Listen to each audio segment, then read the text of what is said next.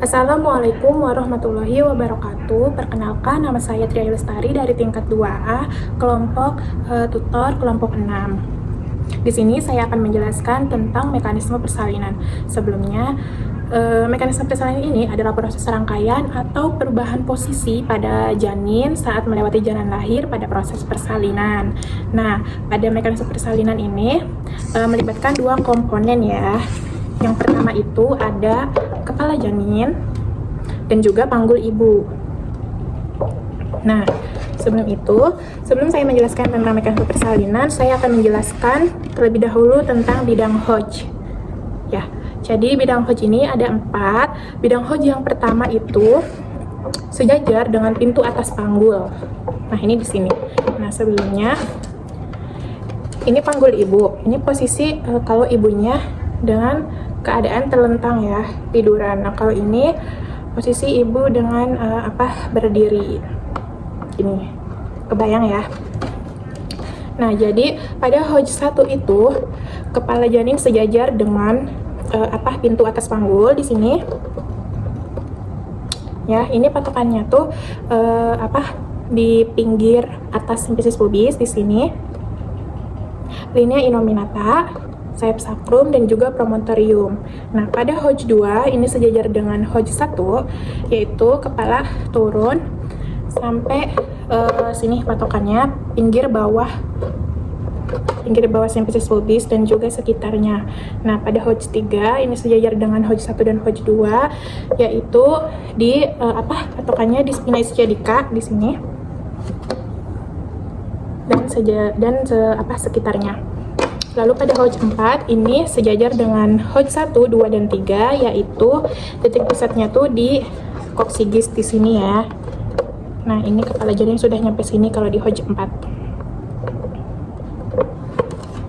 Oke, sebelumnya kenapa sih ada mekanisme persalinan ini? Karena panggul ibu ini kan keras, kepala janinnya juga keras. Jadi walaupun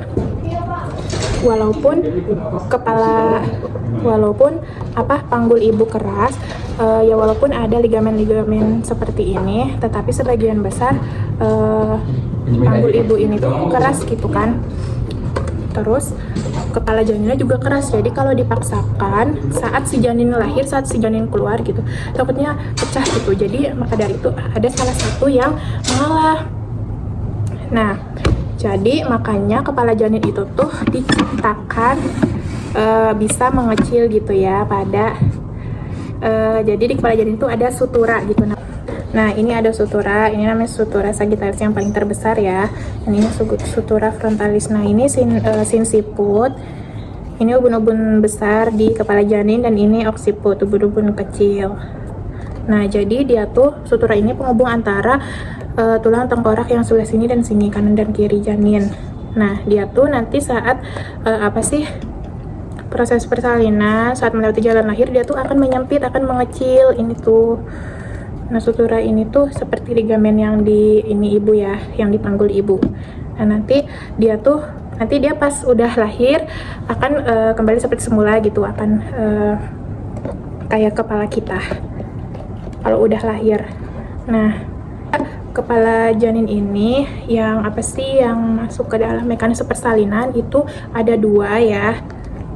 Yang pertama ini tuh bagian sini occipitofrontalis, ini tuh diameternya 11,75 sampai 12 gitu ya. Yang kedua itu ada suboccipitobrachmatica. Nah, ini kayak pakai bandu gitu. Ini diameternya 9,5. Nah, oke, kita akan masuk ke tahapan pada mekanisme persalinan atau biasa disebut cardinal movement. Nah, jadi ada 7 tahapan. Yang pertama itu ada engagement, descent, fleksi, lalu ada putaran paksi dalam, ekstensi, putaran paksi luar, lalu yang terakhir itu ada ekspulsi. Nah, yang pertama jadi di awalnya tuh dengan descent dan fleksi ya.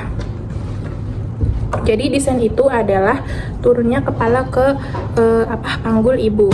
Nah, sambil dia descent, sambil dia turun, dia juga fleksi. Jadi fleksi itu dagu ketemu dengan dada si janin, dagu si janin bertemu dengan dada. Jadi dia tuh sambil masuk sambil gini, sambil dia tuh fleksi, tapi pelan-pelan gitu, nggak yang langsung nekuk gitu dagunya, jadi kayak gini.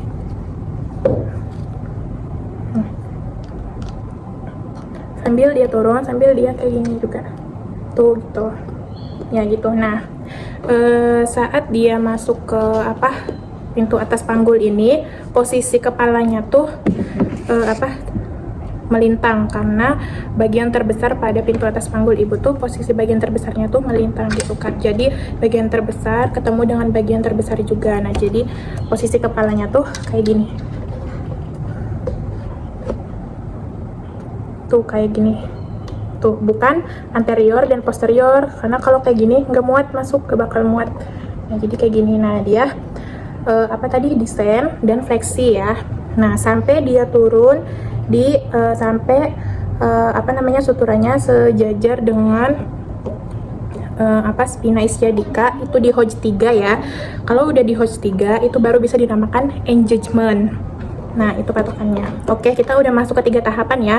Tahapan selanjutnya, kalau dia udah nyampe di Hodge 3, dia akan melakukan putaran paksi dalam. Karena di bagian panggul ibu, di bagian bawahnya itu, bagian terluasnya tuh bukan melintang lagi, tapi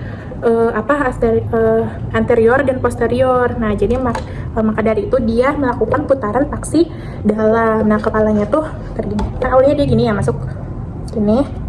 Nah, dia melakukan putaran sampai yang terlihat di sininya tuh occiput gitu. Tadi kan dia udah ini ya, udah fleksi gitu kan, dagunya nempel ke dada. Nah, jadi dia tuh otomatis yang terlihat di sini tuh saat kita PD nanti tuh yang terlihatnya occiput, ubun-ubun kecil. Nah, jadi dia tuh gini posisinya. Nah, oke. Sehabis dia melakukan putaran paksi dalam, dia akan akan lahir. Nah, dia tuh lahir satu persatu, mulai dari dahi, terus ke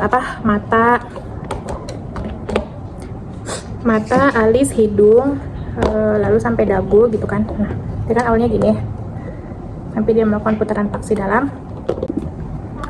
Nah, oke, lanjut. Maaf ibu, tadi memorinya penuh. Nah, oke. Saat dia udah ekstensi, tahapan yang kelima itu ya, dia ekstensi.